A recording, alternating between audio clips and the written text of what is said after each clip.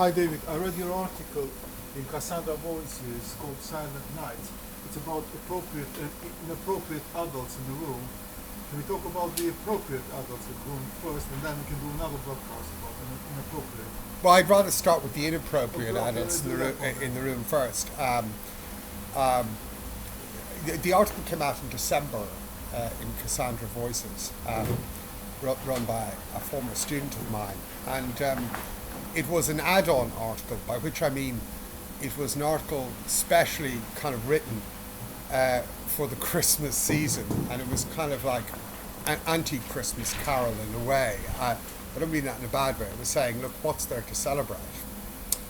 And it mined or used material I had written in an article that has never been published. I think it's probably too much of a hot potato, called Inappropriate Adults in the Room. And of course, the impetus behind it was Mr. Varoufakis' book, on appropriate adults in the room. Now, the impetus behind the initial article, to some degree the influence on the Silent Night piece, which is this, that Mr. Varoufakis, the Greek finance minister, is met by Christian Lagarde of the EU autocracy, and in effect told he's a child, as indeed as Mr. Tsipras and all Greeks, and we're the appropriate adults. And of course, Varoufakis is understandably furious at this, but the suggestion is those in charge know what's good for you, like in any state of responsible adults, whereas of course they don't, and they've made a complete mess of everything. We'll come to that. The other aspect of it, which as a criminal defence practitioner, is in criminal law there's a concept of the appropriate adult. Usually when someone is accused of criminal activity, there is a watcher beside them or somebody of that nature. If they're mentally deficient or mentally challenged, let's try and use a neutral expression, or a vulnerable witness or a child or something, or an immigrant who can't speak the language. So there's an appropriate adult in the room. So the suggestion almost is that if you blend the two concepts together, is that, the Greeks are like little people, or the Irish are little people who are challenged and who are children who need to be taught the great wisdom of our idiocy. So if you blend the two, because we are the responsible adults. Now, I've separately written about the concept of what's called, in other articles, I wrote an article called Judging the Guards that touched on this point with the Irish police, of the question of, and I've written other things, on the questions of gatekeepers. And a gatekeeper, or somebody who is in a position of institutional responsibility, has to exercise it appropriately. Except, of course, these so-called responsible adults are inappropriate adults. I mean, that's the point Varoufakis is implicitly making, that the inappropriate adults are not him, but the inappropriate adults are the people who are saying to him, we are the adults, you are the children. And the concept of a gatekeeper, somebody who has custody of a system, or is in a position of authority and power, but exercise that position responsibly. You would expect, for example, a judge would do so. Your expectations may be defeated, but you could. The Romans have a phrase for key custodians. Who judges the judges? Who judges the gatekeepers? Who guards the police officers or the guards? The guards being, in this context, a phrase encompassing not just police officers, but judicial officials, states, those in positions of authority and power.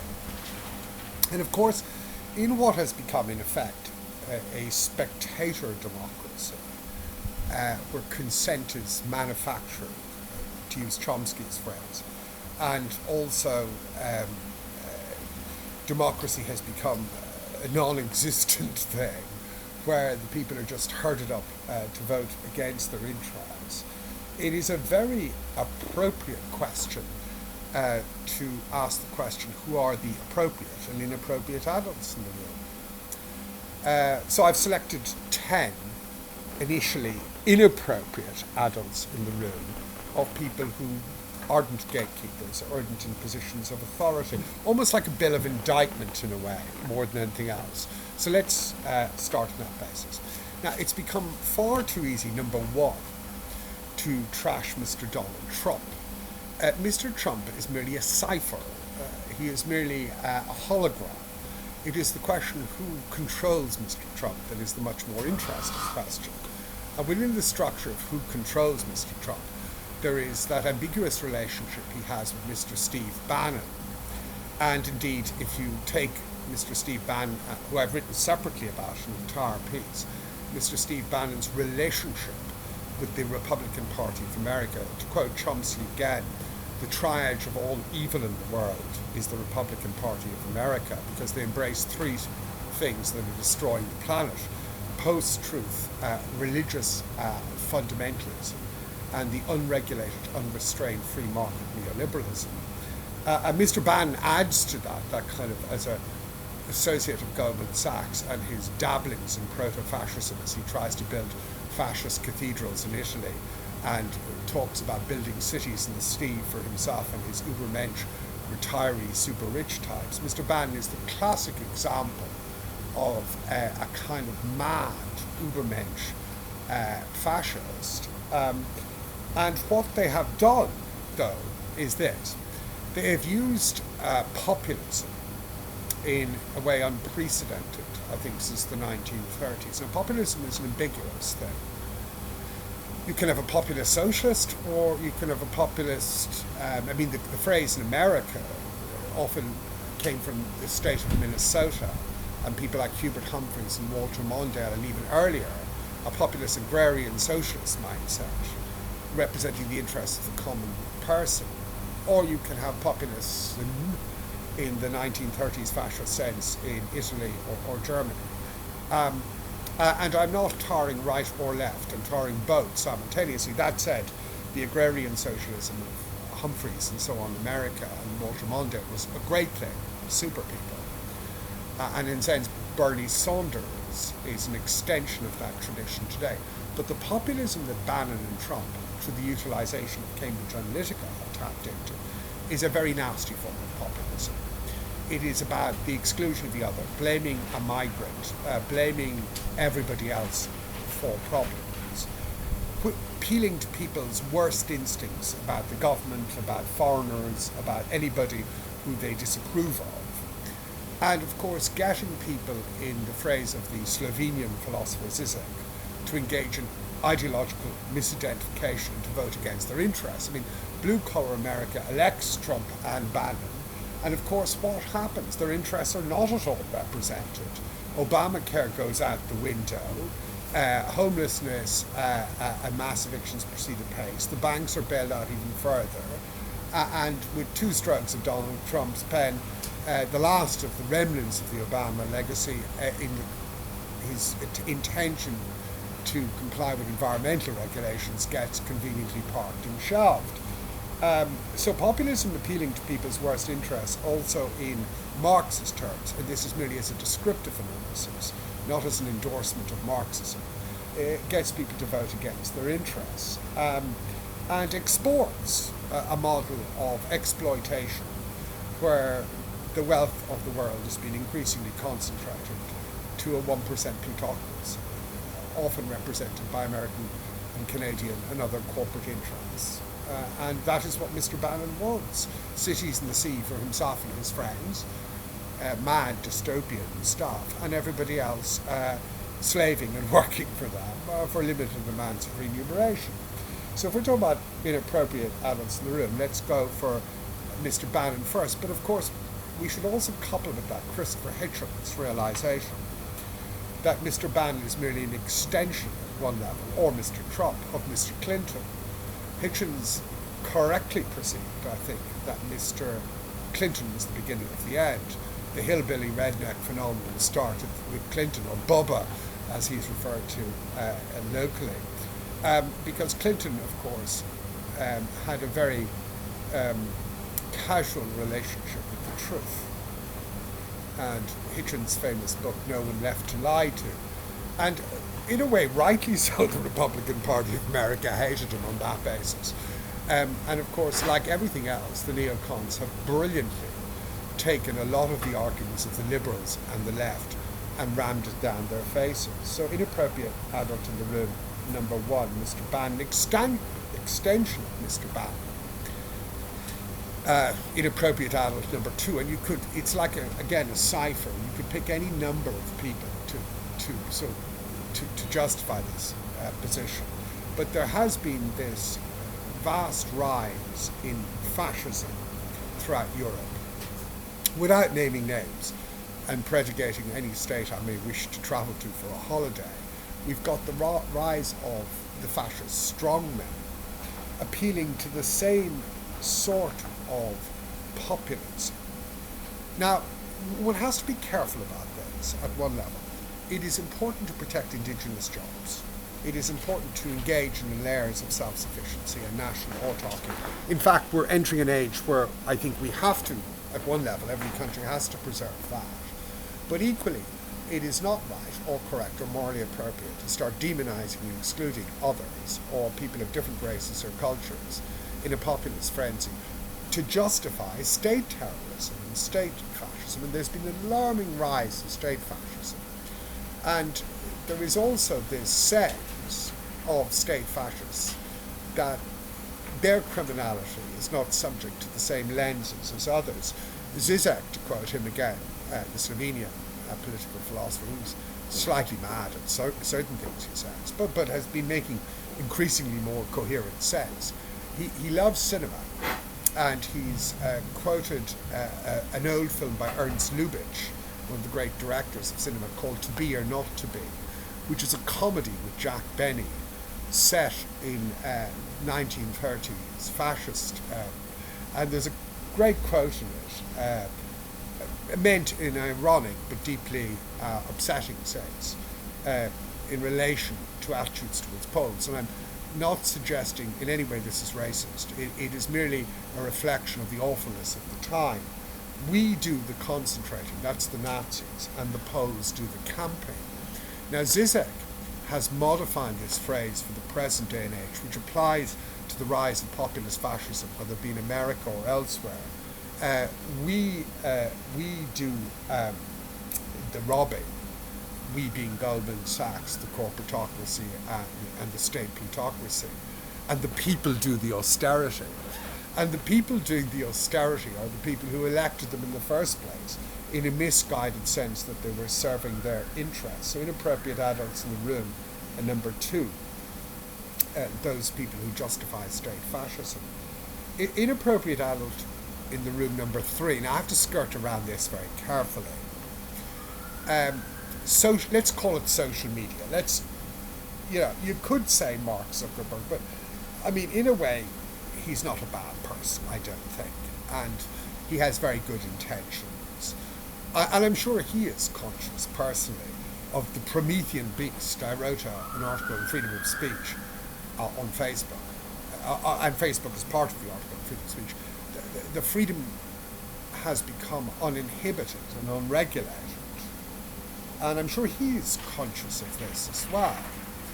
And Facebook and Google and other things have become a source of uninhibited cant and solipsistic conversations where people are wasting their time engaging in casual chit-chat rather than actually doing work. Now, it's important occasionally, let's not be too judgmental. It's important occasionally to be conversational and chit-chatting, and certainly I'm like that at one level. But it's important also not to lose sight of the bigger picture. And also the question becomes the unregulated nature, the kind of Wild West nature of the internet.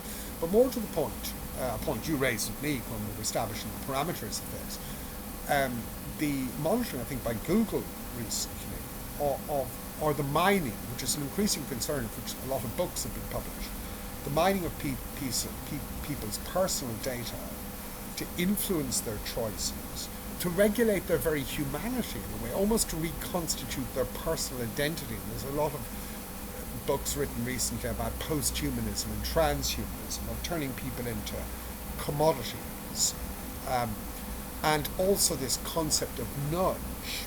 I try and block it all out. I mean, I'm theoretically a member of Facebook and LinkedIn. I can't remember my codes and don't go into it. Because to participate in that, in a way, is to destroy any Zen-like quality you have of concentrating on the issue at hand, whether that be courtroom representation, writing an article, or doing something like this, because your mind is full of this irrelevance. And they're getting us to focus on irrelevances. And it is a bit like Aldous Huxley's Brave New World. We're all soporific consumers in the London hatchery, influenced by Google and Facebook of what to purchase. An intellectual product has become product, and that which you write has become purchasable in itself. And you are, in a sense, what you consume. And this should be all resisted. And the internet, as a force of liberation initially, has turned into a total disaster and unregulated. Now, maybe Zuckerberg is the sort of person with the requisite degree of experience and humanity now to draw back and deal with some of this. 4, corporate monsters. The chairman of Ryanair, noted for his ability to put his foot in his mouth, but nonetheless, his utterances, dutifully reported, has said, is a good example of the sort of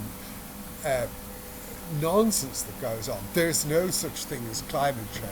People respectfully reported this. This is only in the last year, so that's why it's fresh in my mind.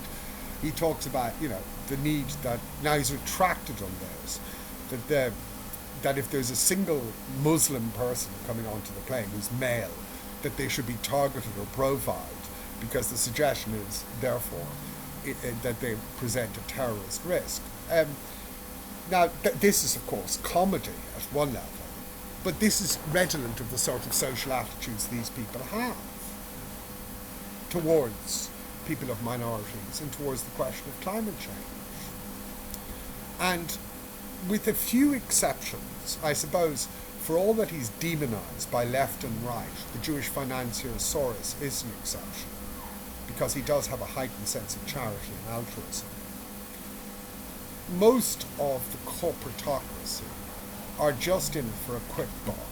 They don't care about environmental regulations. Their question of business methods has gone out the window. For example, take Lee Iacocca, who was venerated in America. There's a famous thing involving the Ford Pinto, which was, Europe had this vogue for fast sports cars, Porsches and Lamborghinis. No one could afford them. So Ford came up with the idea of, let's have a sports car for the American public, and we called it the Ford Pinto. The only problem with the Ford Pinto was it burst into flames anytime it had an accident. But what was interesting was they did, and this is the problem with the corporatocracy, a meeting was held with Iacocca to do a cost-benefit analysis. And this is crazy, but this is the way they think. How much would it cost to remove the Ford Pinto from the market? Or how much would it cost to leave it in the market? Now, they calculated, even in their own insane terms, wrongly, because they got inundated with the massive lawsuit, which they got prosecuted unsuccessfully for corporate manslaughter. But they worked out it was cheaper to leave it on the market, knowing people would die, which they did. And that is the problem with the corporate mindset. The trivialization of people, the underpaying of them, the working of them too hard, the lack of care that they have for people, and the costing of everything. I'm not saying, but, I don't want to go on about Michael Leary anymore, but, as an example of that mindset. But I'm not suggesting, of course, he would do anything like the Ford Pinto. Fifthly, which is an extension of that, and is a real bugbear of mine because I'm a lawyer, are what's in the school of the philosophy of law, jurisprudence. And they're merely a replication of earlier traditions. There is Richard Posner and a guy called Easterbrook, who is a judge in America. And they are what's known as the law and economics movement. And they believe that all legal decisions should promote, at one level, the value of wealth maximisation, and therefore they trivialise human rights, human value, and anything that is not accessible in market-driven terms.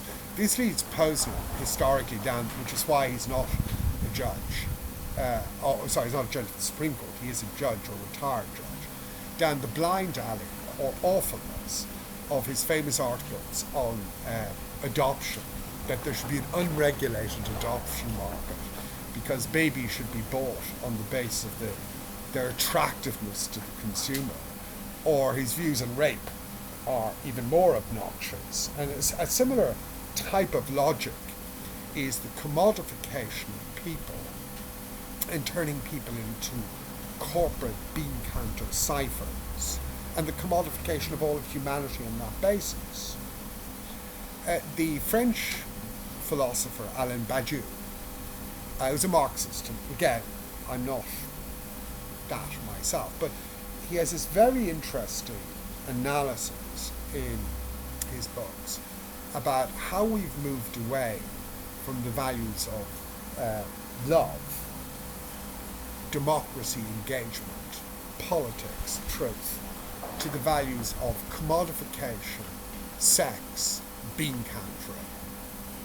And that whole law and economics movement in America, that whole neoliberal mentality in its purest form, which Chomsky defines in terms of the Republican Party of America, unsurprisingly, Posner and Easterbrook profit and are very close to the Republican Party of America, based in the University of Chicago, the citadel, of course, of the inception of American capitalism, where the great buildings of Sullivan were built initially, great skyscrapers, has, in its unregulated way, destroyed everything, or has been responsible for that. 6, let us be even-handed. Leftist academics. Now, there are all sorts of reasons that leftists pose are academics. Now, I've just quoted Alain Badiou, but he does make some sense. But there are all sorts of reasons dumbed-down leftist poser academics have destroyed so many things. One, their obsession with identity politics, which is an extension of liberalism, has led to the notion that being a progressive means being in favour of gay rights, being in favour of sex equality, and being in favour of transgender issues.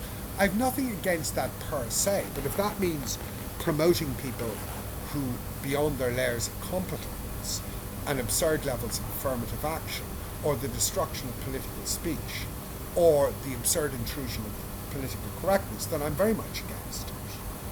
More to the point, the academic Stalinists at certain levels have engaged in tactics which are truly suppressive of freedom of speech.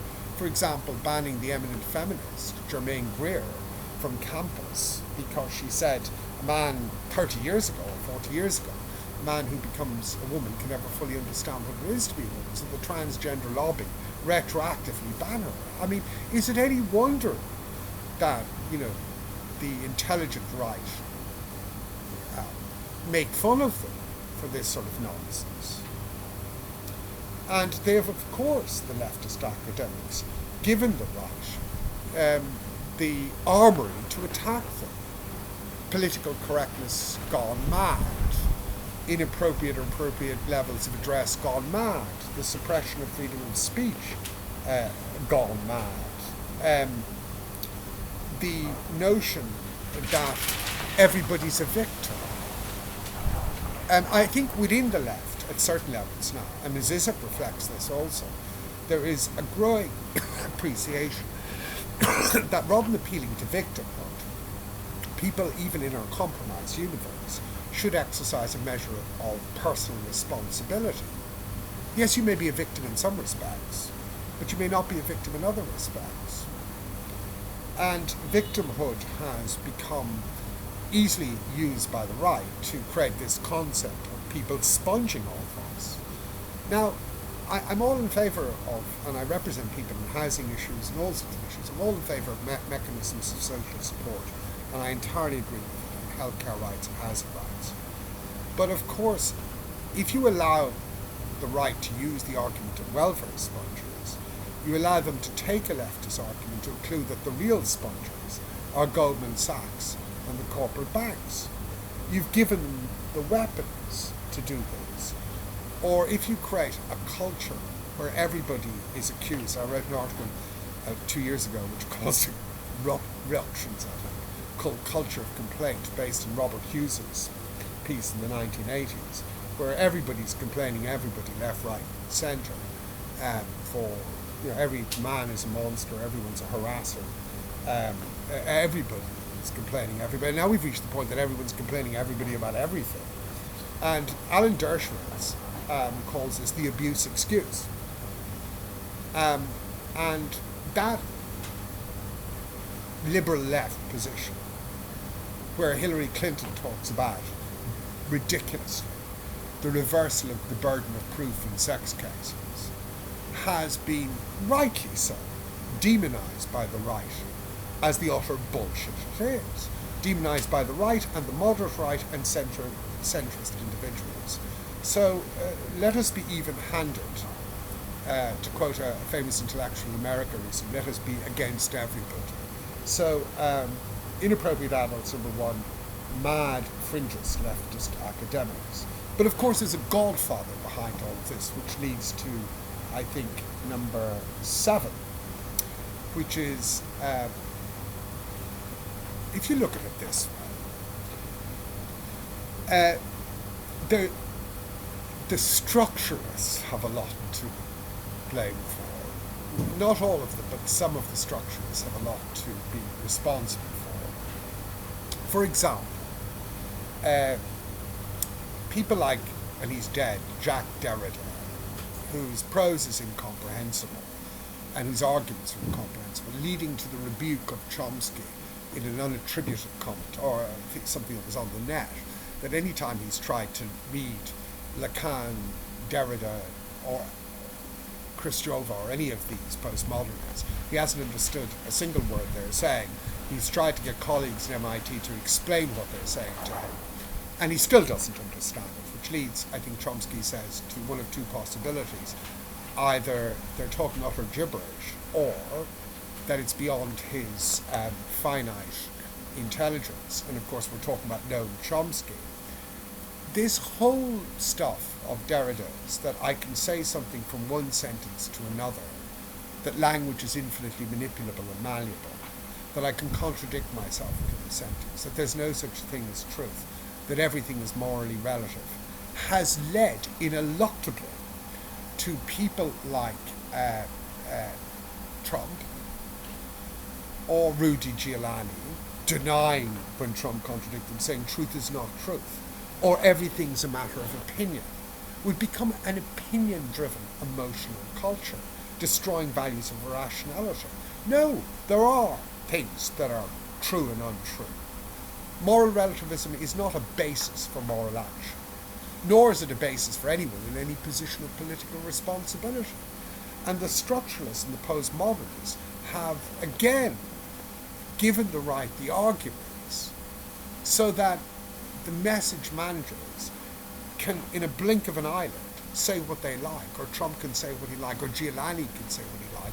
There's a brief moment of censor and controversy, and then it's all forgotten about. So therefore, our political and moral leadership has become intellectually and morally bankrupt. And people don't know anymore. And the post-truth thing has also created this journalistic phenomenon, which is equally more disgraceful, of balanced coverage. There's no such thing as balanced coverage. There's right and there's wrong. Your point of view is not as good as somebody else's point of view if your point of view is clear bunkum. In fact, we attribute too much to people's opinions. William Burroughs said, not a desirable person in some respects, the American writer, opinions are like assholes, everyone's got one. We become far too opinion-driven, pseudo-expert-driven, emotion-driven, which of course populism appeals to, frenzied irrationality, at the expense of the traditional Enlightenment values of reason, argument, fact, and evidence.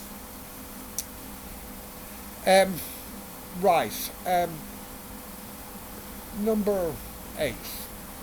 TED Talks. Now, here, I throw the lenses on myself here. In a sense, this is a kind of amateurish TED Talk, in a way. But what's worrying about them is the TED Talk phenomenon at a certain level is appealing to the notion of a number of nefarious things. One is, I think, a quiet source of extracurricular solace and comfort for busy market corporate executives. We'll speak to you after your 7 or 18-hour work shift. You'll come to the function and we'll say, you can all sort it out, big business. The market will be able to resolve this, whereas of course it can't. Or what we'll do is, as a lot of these self-help gurus like Jordan Peterson are doing, we'll try and turn everybody into little boy and girl scouts. Be self-reliant, get up in the morning, do this, this kind of nonsense is occluding people from engaging with the real issues. Yeah, I'd rather have, for all his lifestyle excesses, Christopher Hitchens still around to tear someone like Jordan Peterson to pieces. This kind of Christian Republican nonsense of self-help and acceptance of a model that has clearly failed, the neoliberal model, in terms of dictating and influencing and nudging people's activities, which the TED Talk phenomenon does, is achieving nothing to rectify any of the fundamental problems of the world, which are economic and environmental destruction and devastation. What Professor Falk called ecocide, as far as the environment is concerned. And I think, to coin a phrase of my own, although some have used it recently, economicide, in terms of the cartelization of wealth and the lack of growth and opportunity. And in the universe we're in at the moment, it is short-term contracts, disposability of knowledge, no sense of continuity, no sense of being birds of a feather or archaeology of information, allowing people to transmit real as opposed to fake knowledge, fake news. So the TED Talk phenomenon is kind of intellectual fakery, or dumbed down intellectual fakery, a quick solace for corporate sponsors. 9. And here, I suppose, I enter transgressive territory at one level. I'm Irish Catholic. I think I wrote a disease I'm trying to recover from, but you can never really fully recover from Irish Catholicism, or indeed Ireland. I think Flann O'Brien, the great Irish writer, on his deathbed, before he died, they said to him, what's your cause of death? He said, Ireland, at a certain level. And of course Catholicism is built into the Irish mindset and mentality. So I've read a lot of Christian and Catholic theology. And I'm sure what I'm about to say now will annoy a lot of people. But let's say, if the phrase is inappropriate adults in the room, let's say about this particular person that he straddles an uneasy balance, as the Roman Catholic Church does, between an appropriate adult and an inappropriate adult. So let's put a question mark, shall we? Now, most people therefore think I'll choose Pope Francis. No, I won't. I'll choose the Emeritus Pope, Mr. Ratzinger, God's enforcer on earth. Why is Ratzinger such an ambiguous human being? Well, on the one hand, he, at one level, is in favour of many things that the Catholic Church is correct about, as indeed is Pope Francis. The cartelization of wealth, the need for welfare support, the need for people to live dignified existences. That said, Ratzinger was, for his ambiguity number one, not exactly known for his tolerance towards the Latin American church and liberation theology, which, of course, Pope Francis ultimately had an in-depth exposure of when he worked in the barrioses and saw the levels of poverty and degradation. Although, of course, that was because he was put there as a result of blinding his eye to something he should have seen. ambiguity number one about Ratzinger. Ambiguity number two about Ratzinger, again the positive, his anti-racism at one level and his support of a tolerant universe and attitudes towards migrants.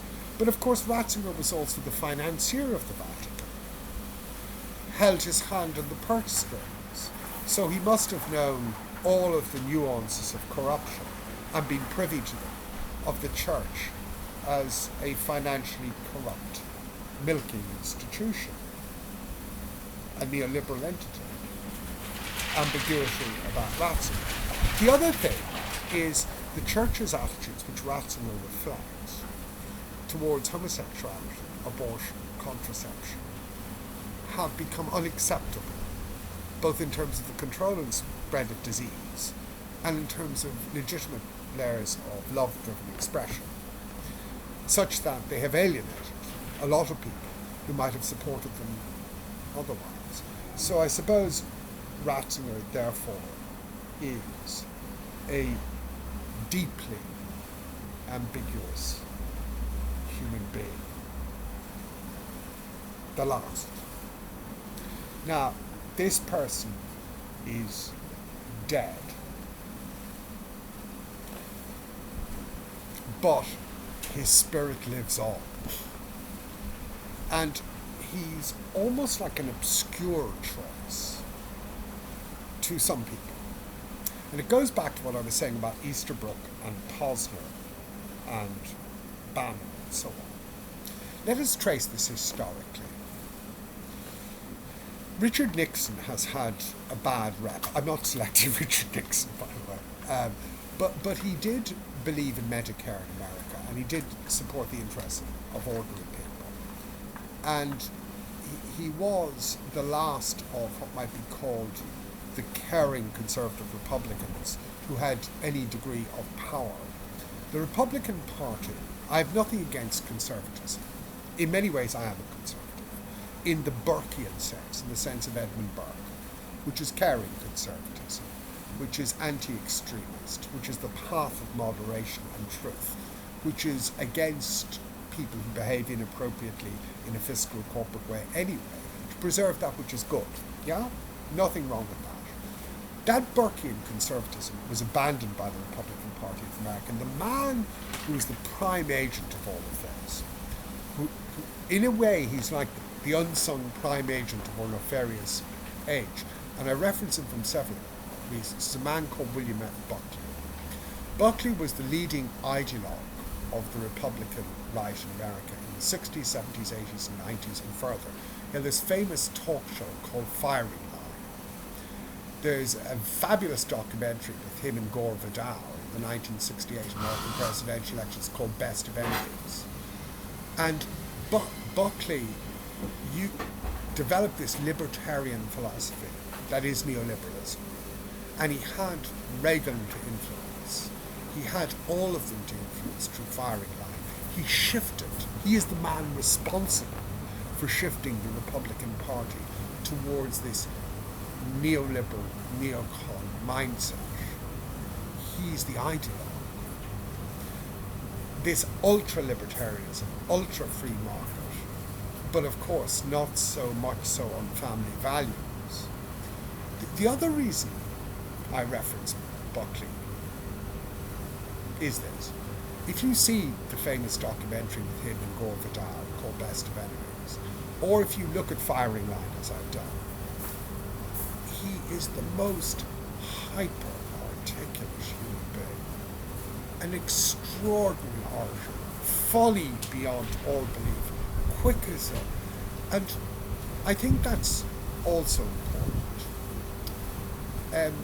We're too, as a world, and we've become too ensnared by quick-wittedness, entertainment, wisecracks, this whole culture of infotainment and celebrity, of game shows, of have I got news for you, of politics as light entertainment, of wisecracking, of wit. And Buckley was superly funny. And you can be super funny and super witty, but deeply bloody sinister. And in a way I turn some lenses on myself about those. as I get older, I become conscious of, and more conscious of, the use of rhetoric as an art of communication, and what is unacceptable and not acceptable in rhetoric. Sometimes it is necessary, as Ronald Dworkin said, to offend people. There is a right to ridicule. Some people deserve it. There is a right to be offensive. But not always. And I think you have to some extent, self-censor and self-monitor and check yourself a little bit and realise that since the world has become light entertainment, you should not engage in light entertainment or score cheap points.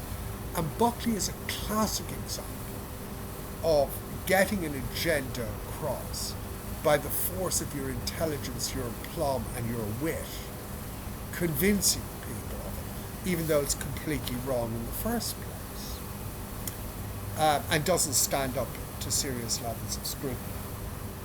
So you've asked me to do this. I just think that all of those inappropriate adults with the big question mark around Ratzinger have to focus on the important values of life, which we'll get on to with the appropriate ones. Truth, reason, political engagement, what Camus called engagement, scientific evidence truth, a love of the arts as opposed to a love of this kind of consumer culture effect, which is different, and the human value of empathy and love. So that's a springboard into the next.